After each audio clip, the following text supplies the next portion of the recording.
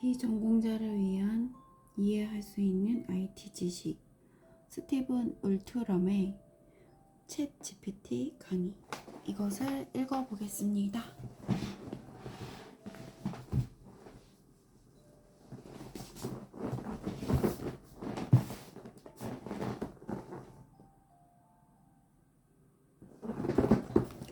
우선 이거부터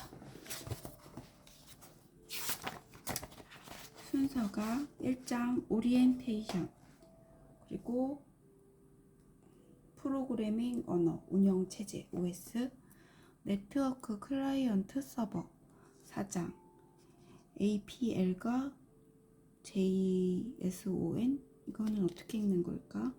5장, 애플리케이션, 6장, 웹, 7장, 데이터베이스와 이미지 처리, 8장, 프레임워크와 라이브러리, 9장, 협업, 소스 관리, 디자인, 10장, 정리, 개발을 시작하면 일어나는 일들, 아우트로.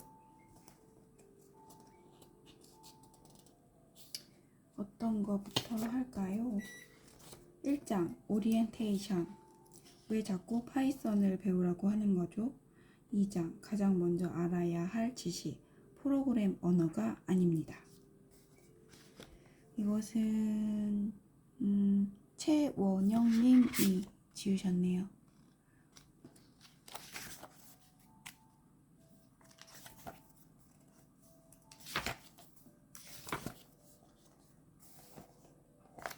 (2012년) 처음 창업에 도전했습니다. 대학을 갓 졸업해서 의지와 열정만 충만했죠. 의지와 열정 외에는 아무것도 없었습니다. IT는커녕 기획자가 뭘 해야 되는지도 모르는 초보였습니다. 그 상태로 개발자, 프로그래머와 디자이너를 영입해 개발, 프로그래밍과 디자인을 부탁했죠. 여기서 이제 프로그래밍이란 개발자, 프로그래밍에 대한 소스인가 봐요. 개발자나 개발이라는 용어는 다양한 산업에서 사용합니다. IT 분야에서도 역시 예외가 아닌데요. 이 책에서의 개발자는 프로그래머를 의미하고 개발은 프로그래밍을 의미합니다. 당시 만들고자 했던 서비스는 캘린더입니다. 지금이야 구글 캘린더를 포함한 많은 캘린더에서 일정을 공유할 수 있지만 당시에는 일정 공유 기능이 있는 캘린더가 드물었습니다. 이거다 싶어서 제가 만들려는 캘린더에 대해 개발자와 많은 이야기를 나누었습니다. 기획.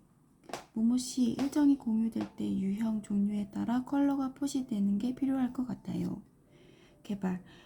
지금은 컬러 값이 DB가 없어서 테이블을 좀 바꿔야 할 것 같아요. 우선 저는 저 이야기가 무슨 말인지 몰랐습니다. DB가 뭔지도 모르겠고 테이블이 뭔지도 모르겠더라고요. 다만 저 이야기를 듣고 제가 생각했던 건 안 되는구나, 안 된다는 말은 아니구나, 뭐 이런 거였습니다. 그리고 시간이 흘러서 제가 생각할 때 지난번과 비슷하게 보이는 기획을 이야기했습니다. 기획. 모모씨, 그 컬러를 사용자가 수용할 수 있게 해야 될 것 같아요. 이 부분이 좀 급해요. 그런데 전혀 다른 반응이 나왔습니다. 개발. 그럼 좀 복잡한데 급하면 우선 컬러 정보를 클라에 두고 나중에 서버랑 DB 작업해도 되나요? 지금 테이블 다 바꾸려면 너무 오래 걸려요. 마찬가지로 이번에도 무슨 말인지 못 알아들었습니다. 다만 저번에는 DB, 테이블 이야기를 하면서 된다는 뉘앙스로 이야기하더니 이번에는 다 똑같이 DB, 테이블 이야기를 하면서 안 된다는 뉘앙스로 얘기해서 혼란스러웠죠. 더 큰 문제는 그래서 모모한 방식으로 하자라는 개발자의 제안도 이해가 안 되는 겁니다. 그러자 안 된다 대답할 수가 없었죠. 이럴 때 우리는 두 가지 고민을 하게 됩니다. 첫 번째, 도대체 저 말이 무슨 말인가 하는 고민과 두 번째, 그래서 저 말을 이해하려면 개발을 얼마나 알아야 하는 건가 라는 고민이죠. 이런 고민을 선배들에게 혹은 개발자에게 이야기하면 다음과 같은 대답을 듣습니다. C 언어부터 배워봐. 컴퓨터를 이해하는 게 좋아. 자바부터 배워봐. 써먹을 곳이 많아. 아니야, 파이썬부터 배워봐. 그게 쉬워. 당시 저는 무엇이 정답인지 판단할 충분한 지식이 없었습니다. 그렇다고 조언대로 C 언어를 배우자니 그건 또 너무 무서운 일이었습니다. 이미 4년을 열심히 공부한 사람들을 내가 이길 수 있을까? 나는 단지 기획을 하고 싶은 건데 개발을 꼭 알아야 하나? 개발자가 되고 싶진 않은데 이런 생각들이 꼬리를 물었죠. 처음에는 정부 지원 사업의 일환인 IT 교육에 참가해 보기로 했습니다.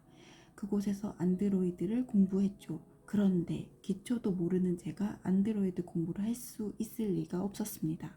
중간 이후부터는 아무리 노력해도 무슨 말인지 이해하지 못했습니다. 그러다 보니 점점 질문이 줄어들고 이해를 포기하게 되었죠. 안 되겠다 싶어서 이번에는 다짜고짜 모르는 단어의 정의를 인터넷에서 찾아서 프린트했습니다. 인터넷에는 많은 자료가 있기에 찾으려는 용어는 금방 발견할 수 있었습니다. 테이블 데이터베이스, 관계형 데이터베이스와 플랫 파일 데이터베이스에서 테이블은 세로줄과 가로줄의 모델을 이용하여 정렬된 데이터 집합값의 모임이다. 어렵다. 테이블 데이터베이스, 관계형 데이터베이스와 플랫 파일 데이터베이스에서 테이블은 세로줄과 가로줄을 이용하여 정렬된 데이터의 집합값의 모임이다. 테이블 내의 데이터는 물리적으로 데이터베이스에 저장되지는 않는다. 뷰 또한 관계형 테이블이지만 이들의 데이터는 퀴리 시간에 계산된다. 다른 예로 별명이 있는데 이는 데이터베이스의 표를 가리키는 포인터를 나타낸다. 종류, 관계형 테이블과 오브젝트 테이블. 관계형 데이터베이스를 사용자 데이터를 보유하는 기본 구조. 오브젝트 테이블, 세로줄을 정의하는 객체형을 이해하는 테이블. 네, 둘 다 무슨 말인지 모르겠습니다. 그런데 도대체 무슨 말일까요? 세로줄, 가로줄, 모델, 데이터, 집합. 한글로 적혀 있는데 이해할 순 없습니다. 모르는 용어들의 링크를 따라 들어가 읽어보면 어떨까? 이렇게 생각하고 관계형 데이터베이스 링크를 클릭해 봅니다. 관계형 데이터베이스, 데이터베이스, 문화어, 관계자료, 관계형 자료기지, RDB는 key, KEY와 값, 이거는 블루들의 간단한 관계를 테이블화시킨 매우 간단한 원칙의 전산정보 데이터베이스이다. 1970년 에드거 F. 커드가 제안한 데이터 관계형 모델에 기초하는 디지털 데이터베이스이다. 이 방법이 제가 공부했던 방법입니다. 프린트를 해서 읽다가 모르는 게 나오면 검색해서 다시 프린트했습니다. 그렇게 A4 용지를 약 300페이지 정도를 쌓아놓고 또 읽었습니다. 그럼 답이 나올 것 같았습니다. 지금 생각해보면 이해하겠다고 서해안을 돌아다니며 바닷물을 마시고 있었던 셈입니다. 이대로는 안 되겠다 싶었습니다. 그래서 아예 개발의 세상으로 들어갔습니다. 자바부터 공부했죠. C 언어를 배우라는 얘기도 있었는데 안드로이드에서는 자바를 쓰니 자바만 보고 공부를 끝내려고 했습니다.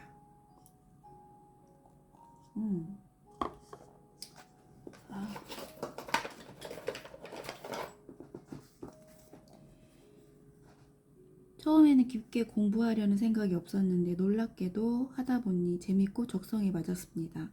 공부를 시작한 이후 작은 안드로이드 웹을 하나 만들었습니다. 저 혼자 쓸 명함 웹이었습니다. 무식하면 용감하다고 그 잘못된 코드를 돌아가는 웹을 주변에 얼마나 자랑했는지 모릅니다. 자바를 어느 정도 공부하니 이제 웹이 궁금했습니다. 자바로는 할 수 없더군요. 그래서 HTML, CSS를 공부했습니다. 쉽다고 소문난 PHP도 공부했죠.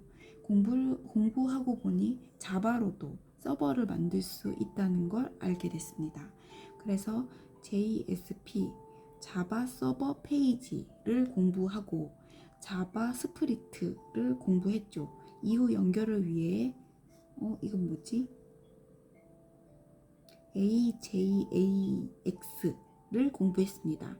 그러나 혼자 공부하는 건 한계가 있었고 좋은 계기로 NHANEXT라는 학교에 들어가게 됩니다.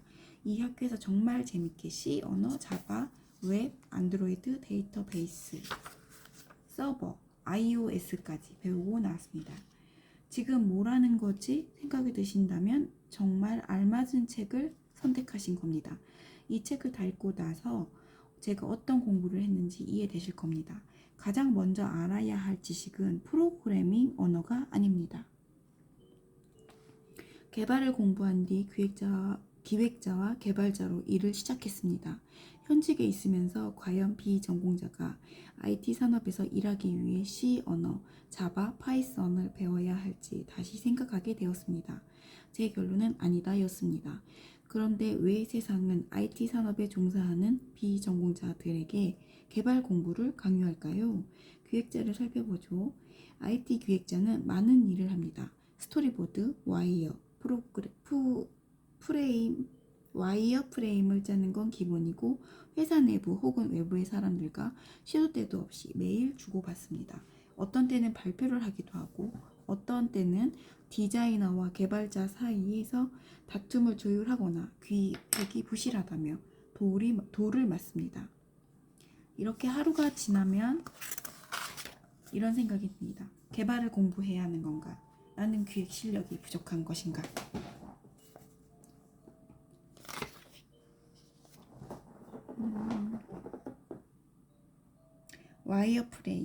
와이어프레임은 애플리케이션이나 웹페이지가 어떻게 구성되는지, 어떻게 동작하는지 기획한 문서를 의미합니다. 이게 와이어프레임. 애플리케이션이나 웹페이지가 어떻게 구성되는지, 어떻게 동작하는지 기획한 문서라고 하네요.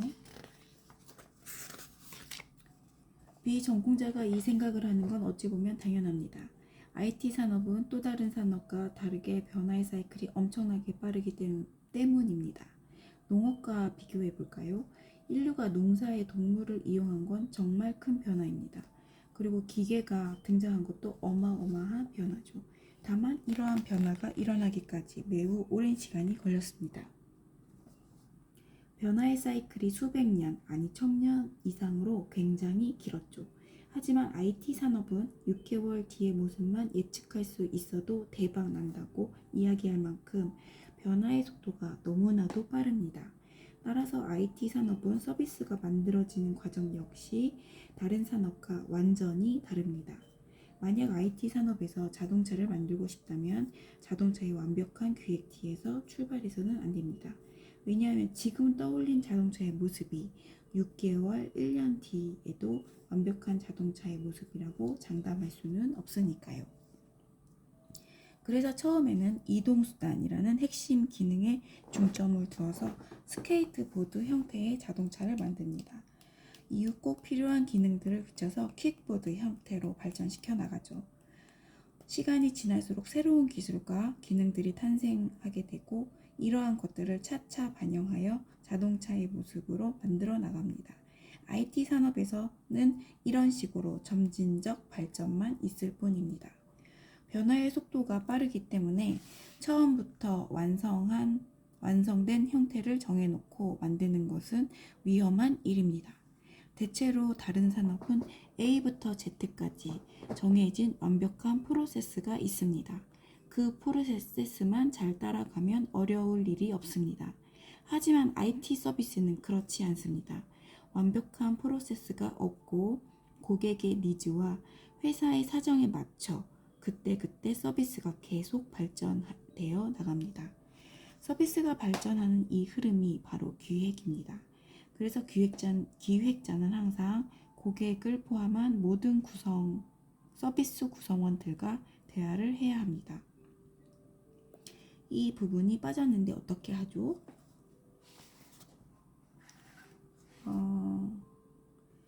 IT 산업의 발전된 모습. 고객, 이 부분이 불편해요. 디자이너, 우리랑 색이 안 맞아요. 컬러를 이렇게 바꾸죠. 개발자, 이 부분의 DB의 테이블을 수정하고 API를 고쳐야 해요. 전혀 못 알아듣겠군요. 예, 여기는 불편해요. 검색하게 해줄 수 없나요? 우리 컨셉에 이 기획은 맞지 않는 것 같아요. 이렇게 하면 어떨까요? 이런 질문들의 기획자는 하나하나 적절한 판단과 답변을 해줘야 합니다. 그래야 점진적 발전이 이루어집니다. 따라서 다시 생각해 볼 필요가 있습니다. IT 산업에서 일하는 기획자에게 가장 먼저 필요한 건 파이썬이나 자바가 아닙니다. 바로 커뮤니케이션입니다. 모든 구성원과 원활하게 대화할 수 있어야 합니다. 다행히 디자이너나 고객과는 관련 지식이 조금 부족해도 어느 정도 대화가 가능합니다. 왜 검색창이 없는지, 우리 브랜드의 컬러가 무엇인지, 어떻게 바꿔야 대화할 수 있습니다. 하지만 개발 관련 지식이 없으면 개발자와 대화할 수 없습니다. 대화하지 못하면 판단할 수 없고 서비스를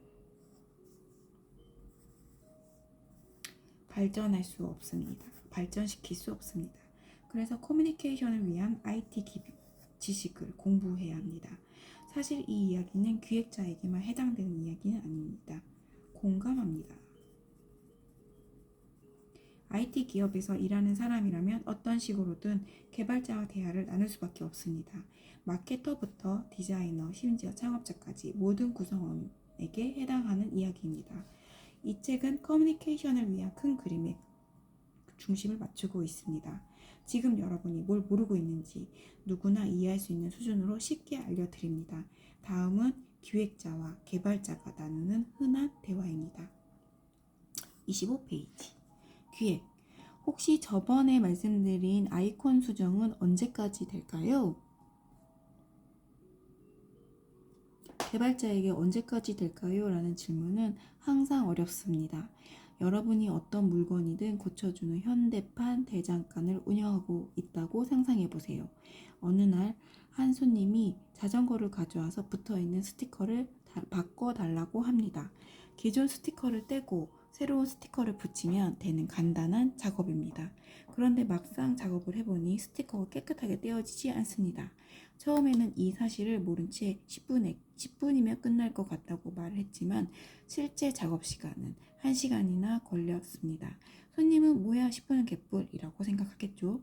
하지만 여러분도 억울합니다. 진짜 10분일 줄 알았거든요. 또 어느 날은 낡은 오디오를 들고 한 손님이 찾아왔습니다. 겉만 봐서는 어떻게 고장 났는지 모르겠습니다. 뜯어보고 분석을 해봐야 수리 시간을 알 수 있겠죠. 이 상황에서 만약 손님이 언제쯤 받아볼 수 있는지 물어본다면 여러분은 뭐라고 대답할 건가요? 제가 들어본 재미있는 답변 중 하나는 빠르면 일주일, 늦으면 2주였습니다. 사실 진짜 빠르면 하루, 아무리 늦어도 2주일인 겁니다. 고장난 오디오를 뜯어봤는데 먼지만 청소하니 돌아갔다더라 인 상황도 있을 테니까요. 이제 언제까지 될까요? 라는 질문에 대한 대답이 매우 다양할 수 있다는 것을 이해하셨을 겁니다. 이번에는 현대판 대장간에서 여러 명이 협업으로 하는 경우를 생각해 봅시다. 여러분은 부품 담당이며 엔진 담당인 A씨하고 일을 하고 있습니다. 한 손님이 자동차를 고쳐달라고 왔습니다. 살펴보니 특정 부품을 바꾸고 엔진도 손봐야 합니다. 부품 담당인 여러분이 먼저 작업을 시작해 거의 끝나가는 상황입니다. 마무리하려면 엔진 담당 A씨가 나머지를 완성해야 합니다.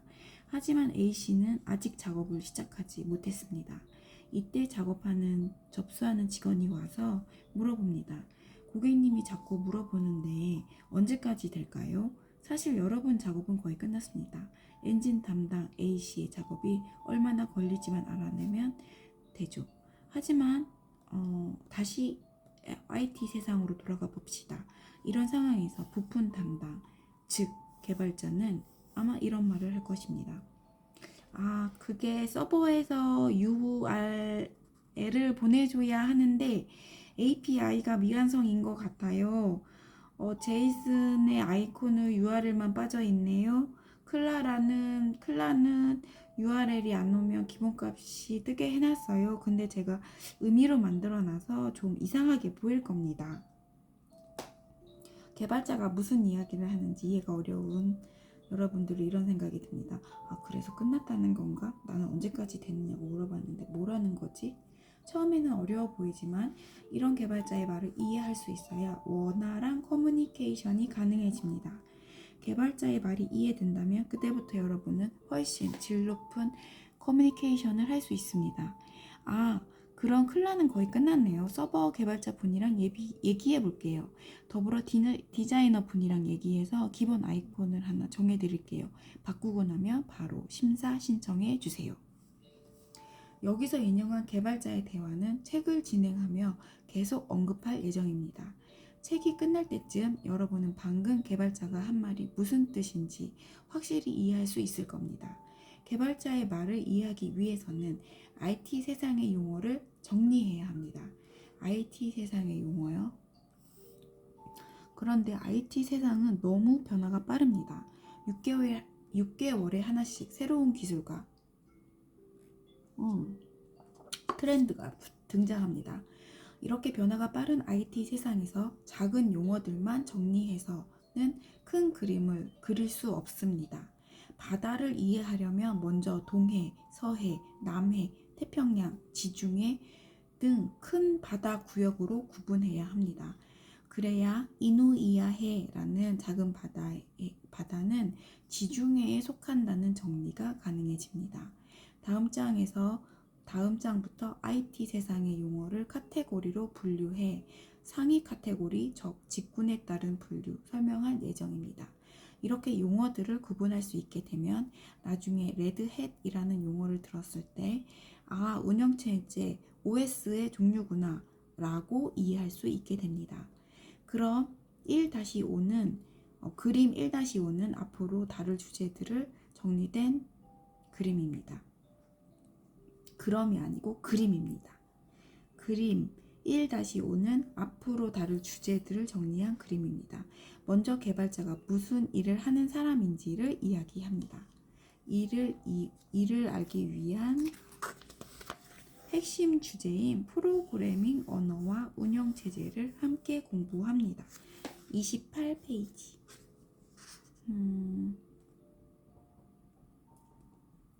또 네트워크를 중심으로 개발자는 프론트엔드와 백엔드로 구분하고 그 둘 사이의 경계점인 API에 대해서 공부합니다. 프론트엔드 사이의 양축인 애플리케이션과 웹, 백엔드 사이의 핵심 주제인 서버와 데이터베이스를 살펴보고 이미지는 어떻게 처리되는지 알아봅니다. 마지막으로 개발자들의 도구인 프레임워크와 라이브러리를 살펴보고 요즘 핫한 Git은 무엇인지, 디자이너와 개발자 사이에는 어떤 이슈가 있는지 알아보겠습니다.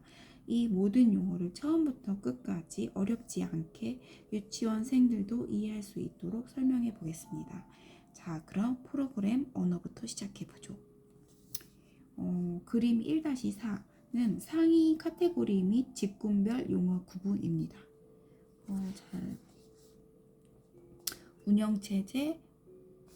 운영체제에는 안드로이드, iOS, 리눅스, 우분투, 웹에는 브라우저, 이거는 못 읽겠어요. 부투 뭐라고 써있는 것 같아요.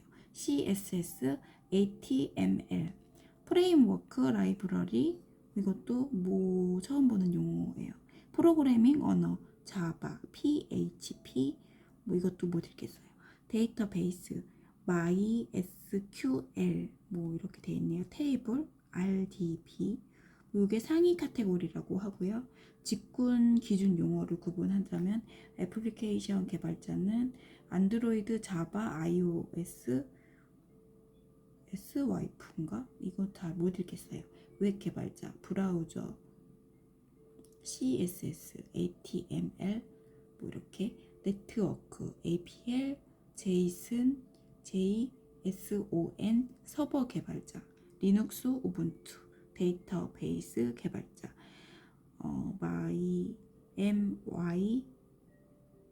MySQL, RDB, 마리아DB, MARIADB 이렇게 되어 있다.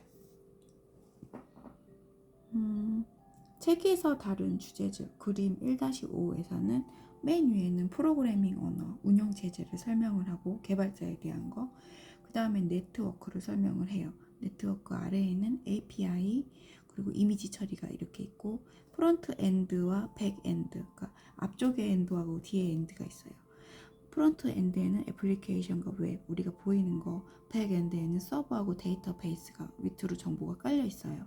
그리고 개발자, 프레임워크 라이브러리, 깃 코드 관리하는 사람이 있고, 이거를 전체적으로서 보이게 하는 디자인이 있나 봐요. 자, 1장이 끝났습니다. 비전공자를 위한 이해할 수 있는 IT 지식 최원형 지음입니다. 여기에서 지금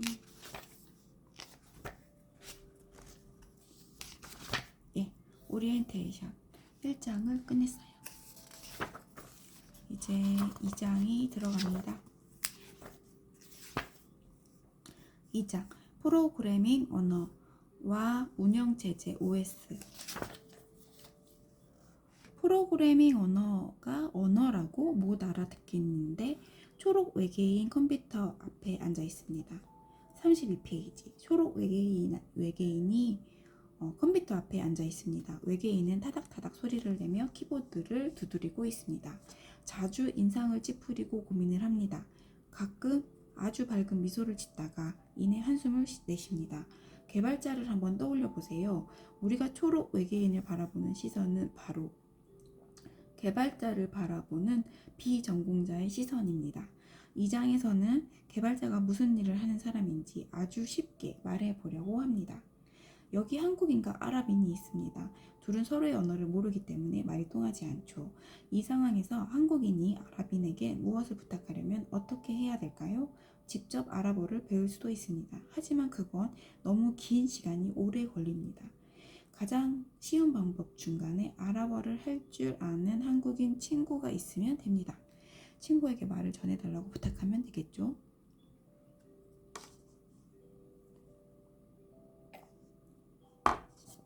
33페이지. 앞에 한국인과 아랍인이 의사소통을 하는 모습은 사람과 컴퓨터의 모습과 비슷합니다. 컴퓨터는 0과 1로 이루어진 기계어를 씁니다. 인간은 인간의 언어를 사용하기 때문에 둘은 말이 통하지 않습니다. 하지만 인간은 오류 없이 입력한 대로 정확하게 계산해내는 컴퓨터에게 일을 시키고 싶었습니다. 따라서 인간은 앞의 예시와 같은 방식으로 이 상황을 극복합니다. 아랍하고 컴퓨터. 나는 한국어로 이야기합니다. 컴퓨터는 001, 0010, 0011, 000, 0011, 001111, 0101 이런 식으로 인간과 컴퓨터 사이의 사용 언어라고 합니다. 인간은 컴퓨터와 인간 중간에 컴파일러라는 프로그램을 만듭니다.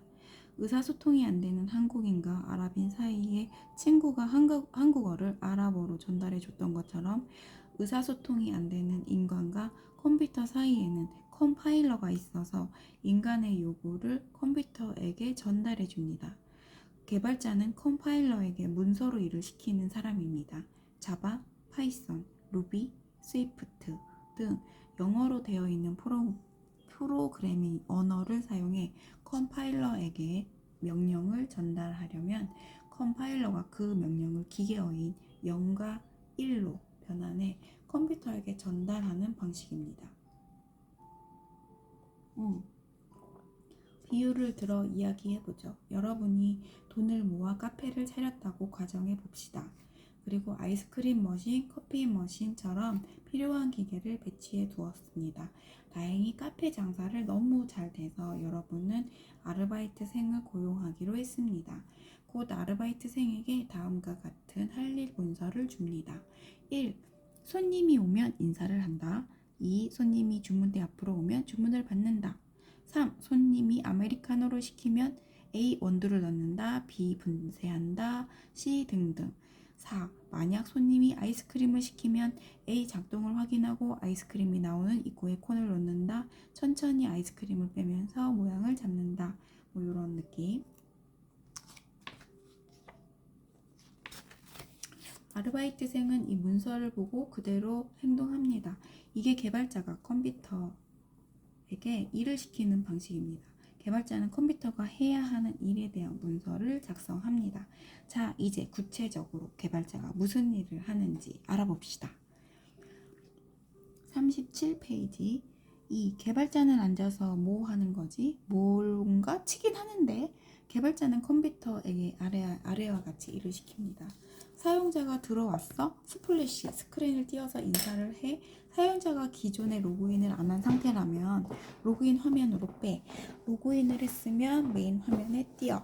메인 화면은 A이고 나머지는 탭으로 만들어. 만약 사용자가 B 버튼을 누르면 어떻게 하고 메시지가 오면 어떻게 하고 이 모든 과정을 프로그래밍 언어로 적습니다. 프로그래밍 언어로 문서 작업을 하는 행동을 프로그래밍 혹은 코딩이라고 합니다. 잠깐 요거 업무 예시를 읽어볼게요. 사용자가 들어왔다. 인사해야지. 로그인 하셨네요. 로그인 하세요. 로그인 저번에 하셨으니 바로 들어가세요. 처음 보이는 화면은 A예요. 나머지는 탭으로 볼 수 있어요. B 버튼을 눌렀네요. 이쪽으로 가세요. 메시지가 왔어요. 진동을 울려요. C 버튼을 누르면 확인창을 띄어요. 로그아웃을 누르면 로그인 화면으로 돌아가요. 결제 버튼을 누르면 결제창을 띄어요. 메시지를 누르면 메시지 안에 설정된 페이지로 이동해요. 개발자가 컴퓨터에게 시키는 업무 예시. 이렇게 하는 행동을 프로그래밍 혹은 코딩이라고 합니다. 컴파일러, 코딩한 문서를 0과 1로 바꿔서 컴퓨터에게 전달해 줍니다. 컴퓨터는 그대로 행동합니다.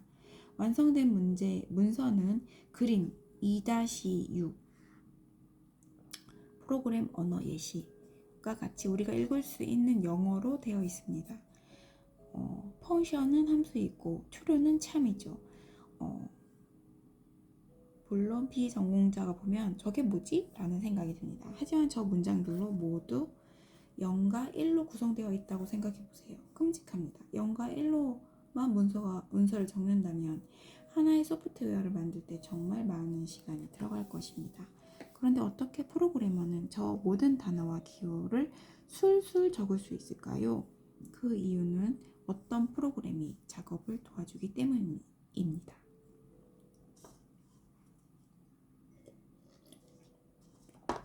여기 1이 있죠. 1은 어디 있나? 설명이 있었는데 이 앞에 있나?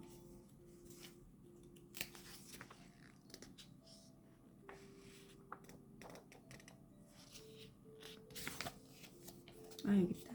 프로그래밍 혹은 코딩. 1. 엄밀하게 얘기하면 코딩은 프로그래밍의 하위 개념입니다. 현업에서는 이 둘을 혼용하여 사용합니다. 특별한 경우가 아니라면 프로그래밍과 코딩 개념을 나눌 필요는 없습니다.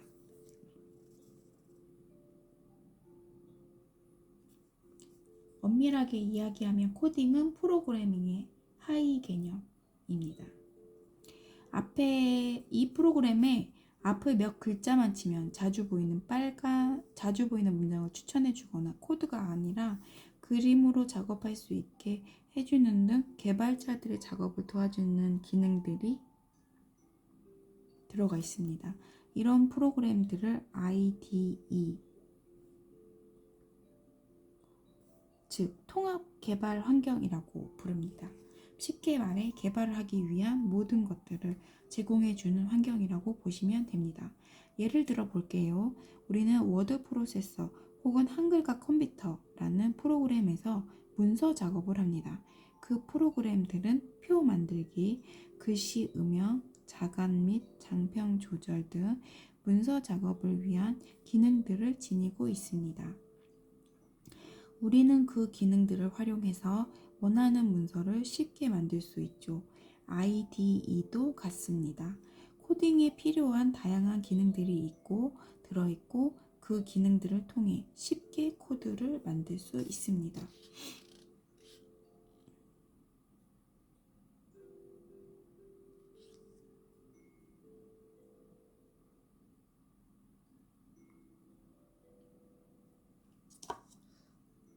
이해가 안 돼서 한 번 더 읽을게요. 어떻게 프로그램은 저 모든 단어와 기호를 슬슬 적을 수 있을까? 그 이유는 어떤 프로그램이 작업을 도와주기 때문입니다. 이 프로그램에는 앞에 몇 글자만 치면 자주 보이는 문장을 추천해 주거나 코드가 아니라 그림으로 작업할 수 있게 해주는 등 개발자들의 작업을 도와주는 기능들이 들어 있습니다. 이런 프로그램들은 IDE, 즉 통합 개발 환경이라고 부릅니다. 쉽게 말해 개발을 하기 위한 모든 것들을 제공해주는 환경이라고 보시면 됩니다. 예를 들어 볼게요. 우리는 워드 프로세서 혹은 한글과 컴퓨터라는 프로그램에서 문서 작업을 합니다. 그 프로그램들은 표 만들기, 글씨 음영, 자간 및 장평 조절 등 문서 작업을 위한 기능들을 지니고 있습니다. 우리는 그 기능들을 활용해서 원하는 문서를 쉽게 만들 수 있죠. IDE도 그것과 같습니다. 코딩에 필요한 다양한 기능들이 들어있고 그 기능을 통해 쉽게 코드를 만들 수 있습니다.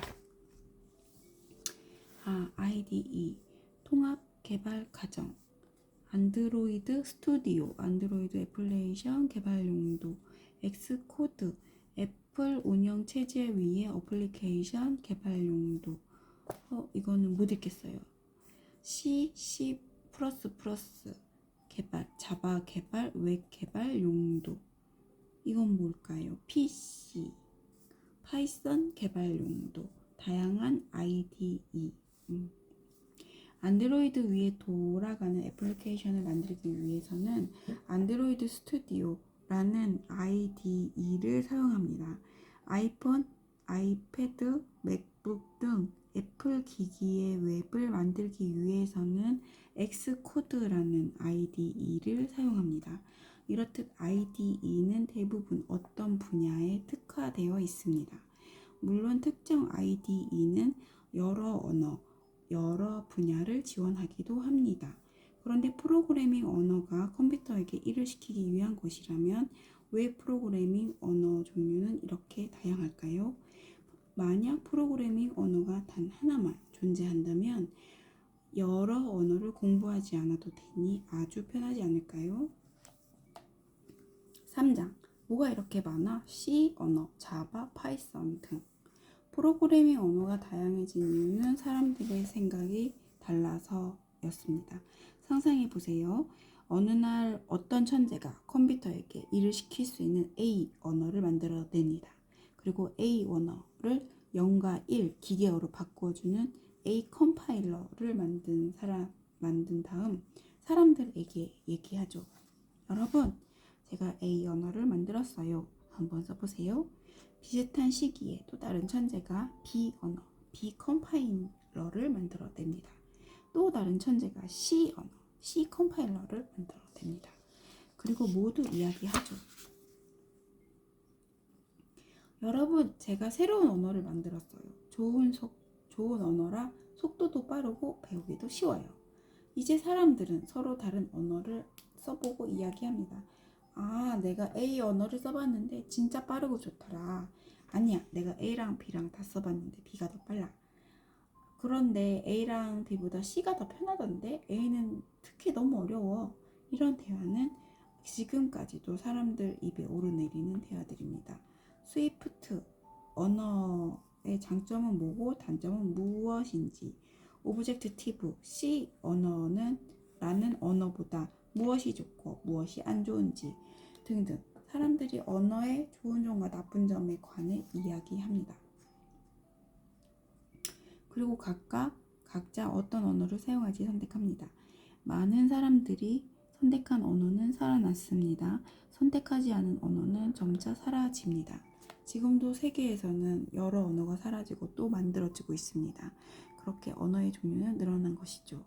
개발자들은 기존의 것을 발전시키거나 새로운 것을 만들기 좋아합니다. 앞서 설명한 A, B, C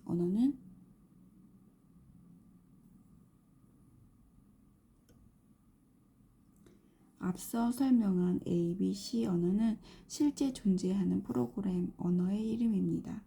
실제로 C 언어는 많은 사람들이 선택해 사용했으며 이후 다양한 언어로 발전했습니다. C 언어가 발전해서 오브젝트-C, C++, 파이썬이 되었습니다. 발전한다는 것은 말은 다양한 의미일 수 있지만 보통은 사용하기 편해지는 방식으로 개선되어지는 것을 뜻합니다. 이런 프로그래밍 언어를 구분하는 하나의 기준이 있다면 바로 저수준과 고수준입니다. 저수준은 컴퓨터 친화적인 언어입니다. 고수준은 인간 친화적인 언어죠.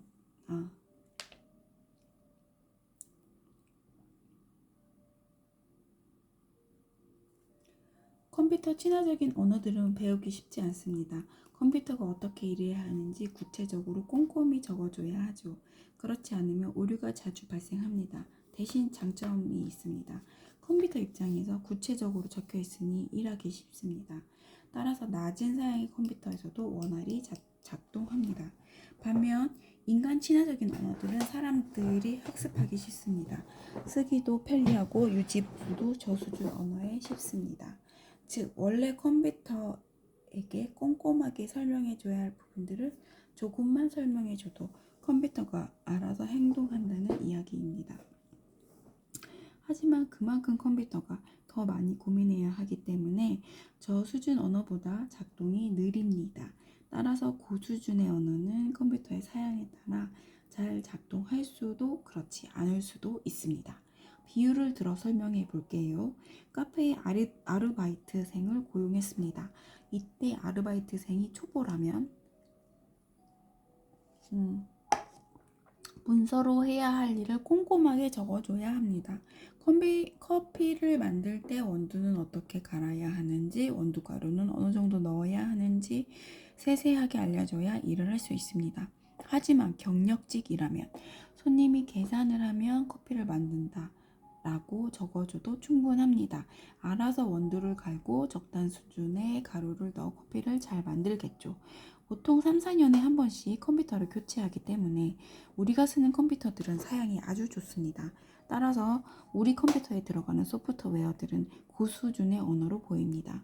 고수준 언어로 쓰인 문서를 읽어도 충분히 돌아갈 만큼 빠르니까요. 그럼 저수준의 언어는 어디서 사용할까요? 요즘 컴퓨터는 다 빠른데 왜 저수준 언어로 코딩할까요? 이유는 컴퓨터 사양을 낮추고 싶어서입니다. 그래야 컴퓨터 가격이 저렴해지니까요. 보통 다른 메인 기능이 있는 가전제품에 컴퓨터가 들어갈 때 저수준 언어를 사용합니다. IPTV를 생각해 보세요. IPTV 설치비는 아주 저렴하거나 무료입니다. 대신 월 사용료를 받죠. IPTV 안에서도 컴퓨터가 들어가는데 문제는 컴퓨터의 가격입니다. 저렴하게 구매한다고 해도 30만 원은 줘야 합니다. 그런데 IPTV 설치비가 30만 원이라고 한다면 과연 사람들이 많이 사용할까요? 아마 그렇지 않겠죠. 소비자가 IPTV를 사용하면서 고급 컴퓨터 기능을 원하는 것이 아니기 때문에 IPTV 셋톱박스에 들어가는 컴퓨터 사양을 낮춰서 가격을 떨어뜨려야 합니다. 이런 컴퓨터에서는 최대한 저수준의 언어를 사용해야 하고요. 이러한 이유로 현실에서는 저수준부터 고수준까지 다양한 언어들이 사용되고 있습니다.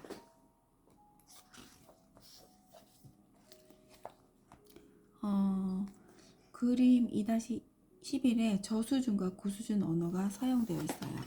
그러면은 저수준, IPTV, 복합기, 스캐너, 라디오, 프로젝터, 프린터, C 언어. 고수준의 언어는 인간의 언어, 스마트폰, 데스크톱 애플리케이션, 자바, PHP, 파이폰, 어려운 단어, RUBY.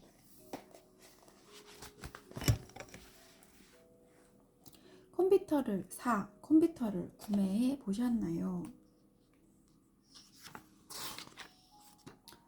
컴퓨터를 조립해 보신 경험이 있으신가요? 없다면 구매를 할 때 떠올려 보세요. 아마 용량이나 속도를 많이 비교해 보셨겠죠?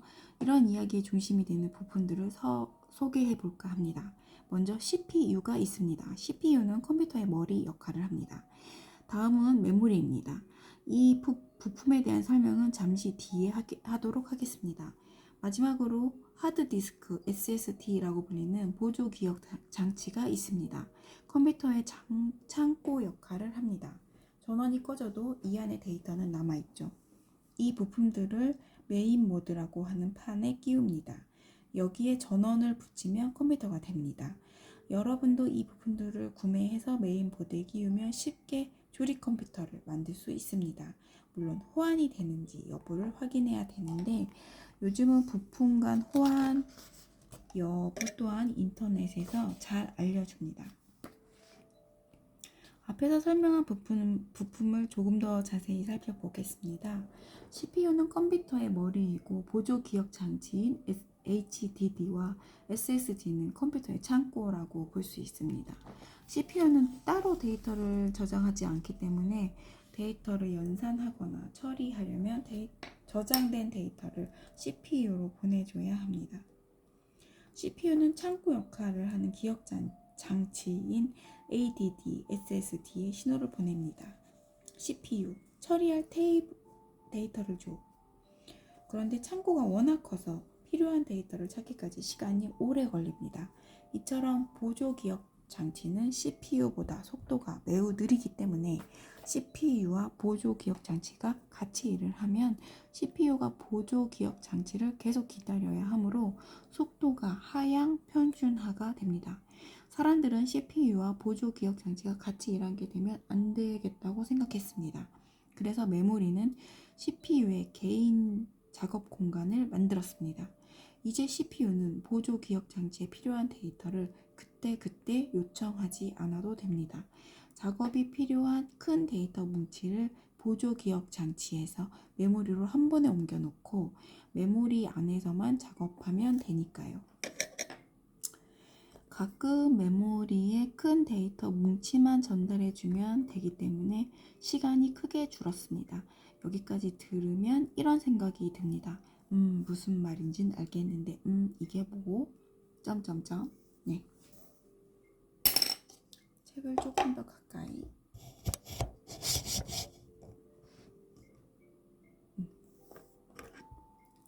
이제 우리 삶 속에서 CPU, 메모리, 보조 기억 장치가 어떻게 일하는지 살펴보겠습니다.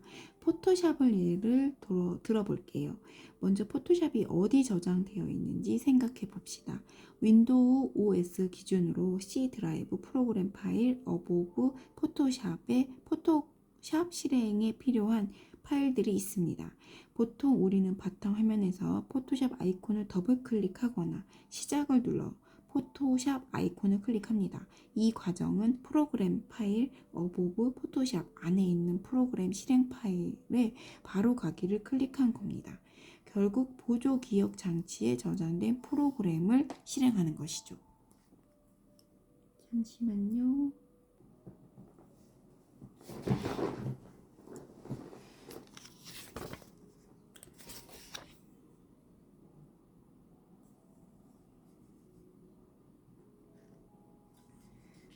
결국 보조 기억 장치에 프로그램을 실행하는 것이죠. 실행한다는 건 CPU가 일을 한다는 의미입니다.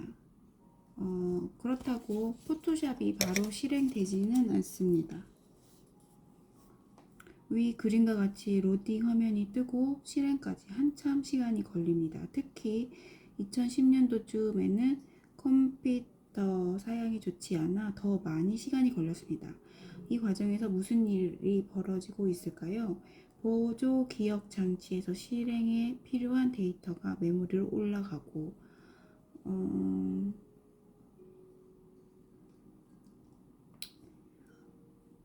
다시 읽을게요. 그렇다고 포토샵이 바로 실행되지는 않습니다. 위 그림과 같이 이 그림. 로딩 화면이 뜨고 실행까지 한참 시간이 걸립니다.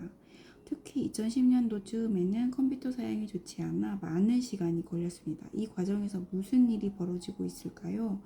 보조 기억 장치에서 실행에 필요한 데이터가 메모리로 올라가고 있는 겁니다. 이 과정이 완료되면 포토샵이 실행됩니다.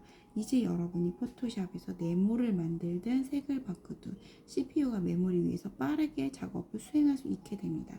프로그램은 이렇게 돌아갑니다.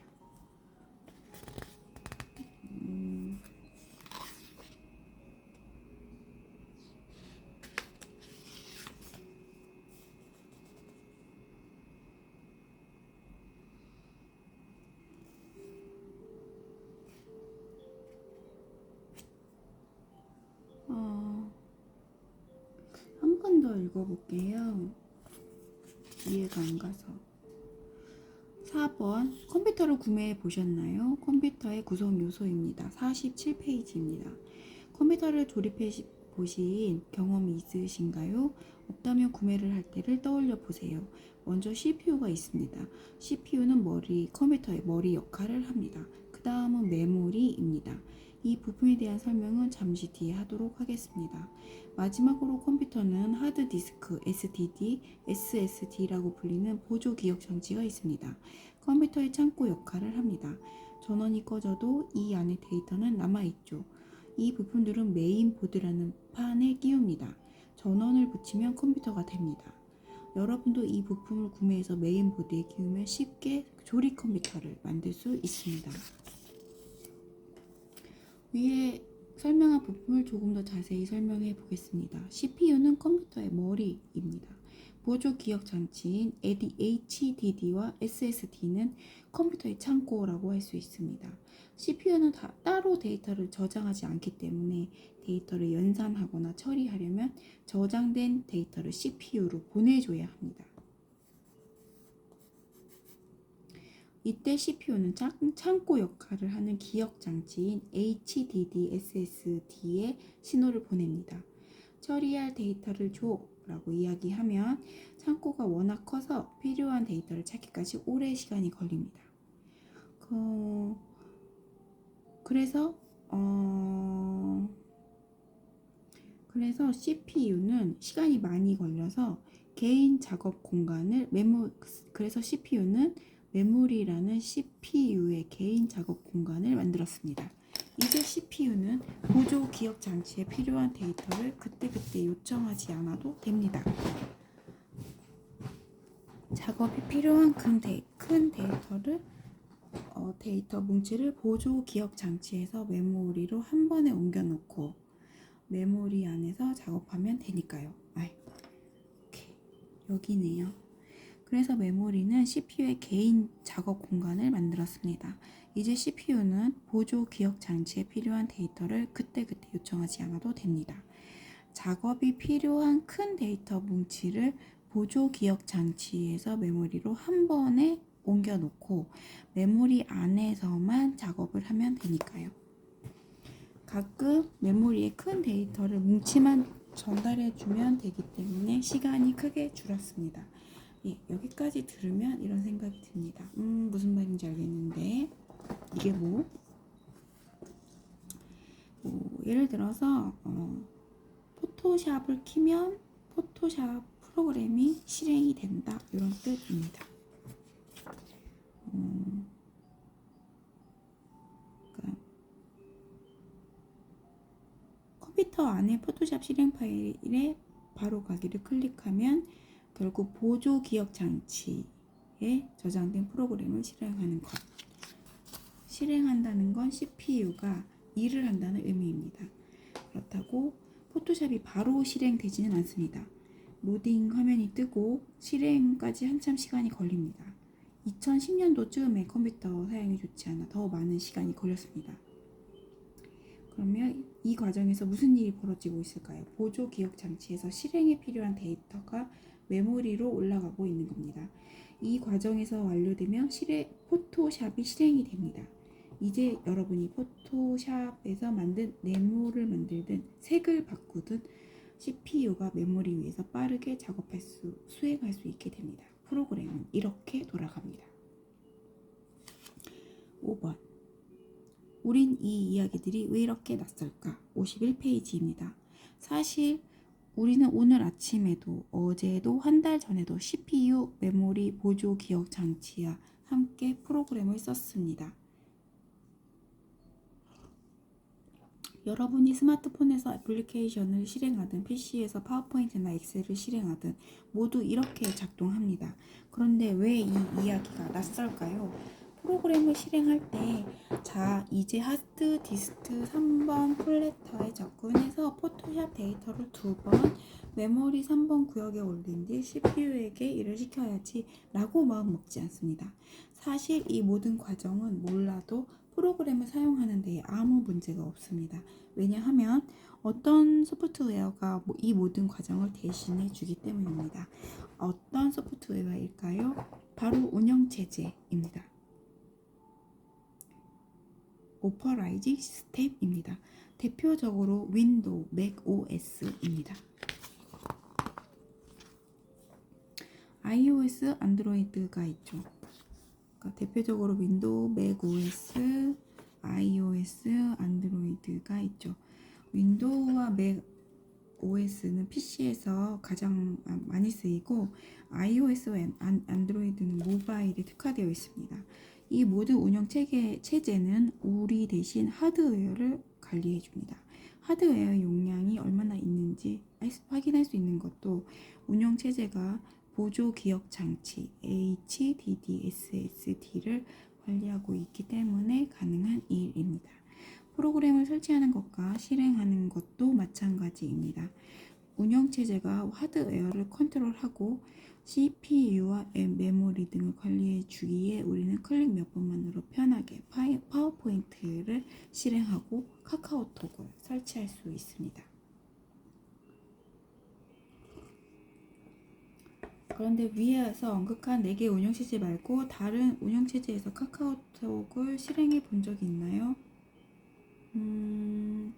윈도우, 마이크로소프트, 맥 OS, iOS, 안드로이드, 구글 운영체제와 회사들 아주 떼돈을 벌고 있죠.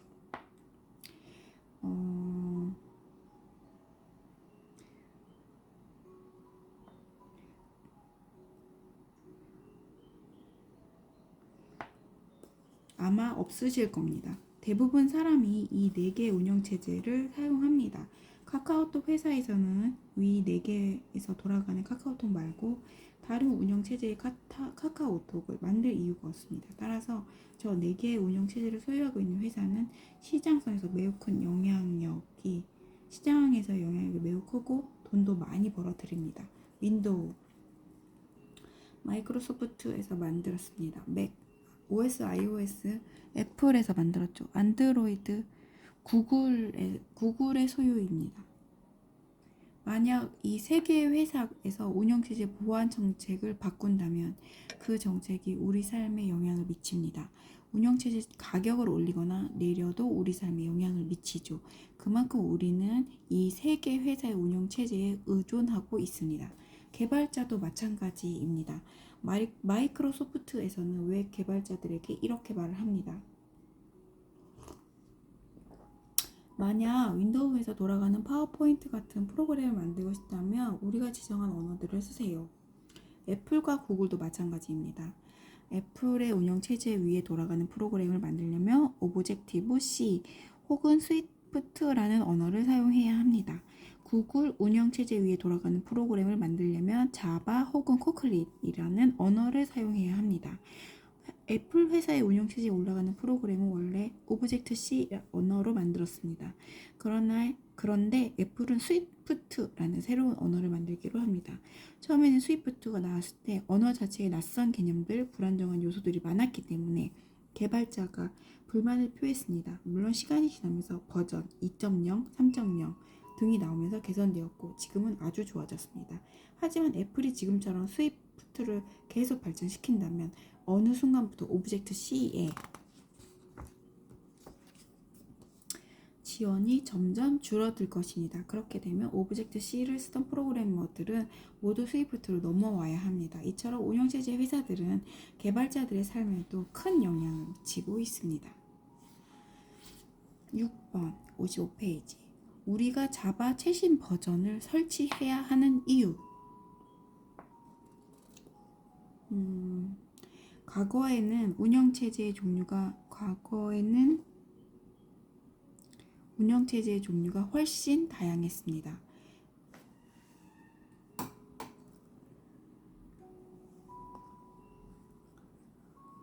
그에 따라서 개발자가 배워야 하는 프로그램 언어도 굉장히 많았죠. 문제는 각기 다른 언어를 모두 배운다고 해도 프로그램 버그를 수정하거나 새로운 기능을 추가할 때면 해야 할 일이 산더미처럼 늘어난다는 것이었습니다. 10개의 운영체제가 있다고 하면 같은 작업을 10번씩 해야 하니까요. 문제는 이 자바라는 프로그래밍 언어가 해결합니다.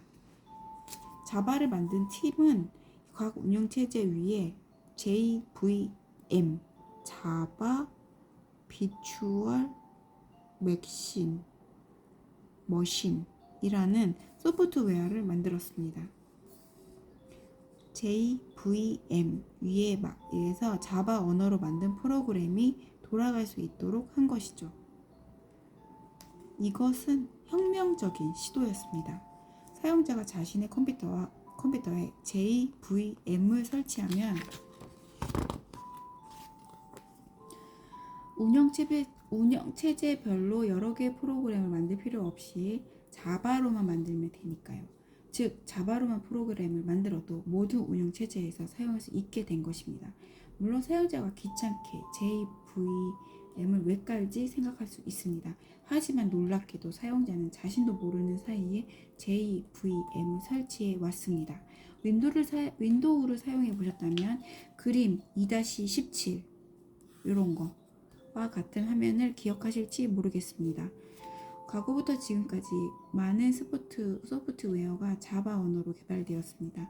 이 언어로 개발한 소프트웨어들이 너무 많기 때문에 우리는 종종 정부 기관의 소프트웨어를 쓰기 위해 특정 회사의 개발 소프트웨어를 사용하기 위해 JVM을 계속 최신 버전으로 설치해 왔습니다. 자바 이외에도 다양한 언어가 이런 방식을 취하고 있습니다. 대표적인 게 바로 파이썬이라는 다들 한 번쯤 바로 파이썬입니다. 다들 한 번쯤 파이썬에 대해 들어보셨을 겁니다. 파이썬으로 프로그램을 만들며 윈도우나 맥 OS 등의 운영체제 위에서 프로그램을 설치 및 실행할 수 있습니다. 물론 자바나 파이썬 같은 프로그램을 사용하는 방식의 단점도 있습니다. 속도가 느리다는 것이죠. 운영체제 위에 프로그램을 올리고 그 위에 또 프로그램을 돌리는 것이기 때문입니다. 단순히 비교해도 프로그램을 1개 돌리는 것과 2개 돌리는 것은 차이가 있겠죠. 한 가지 더 알아둬야 할 사실이 모바일은 PC하고 다르다는 것입니다.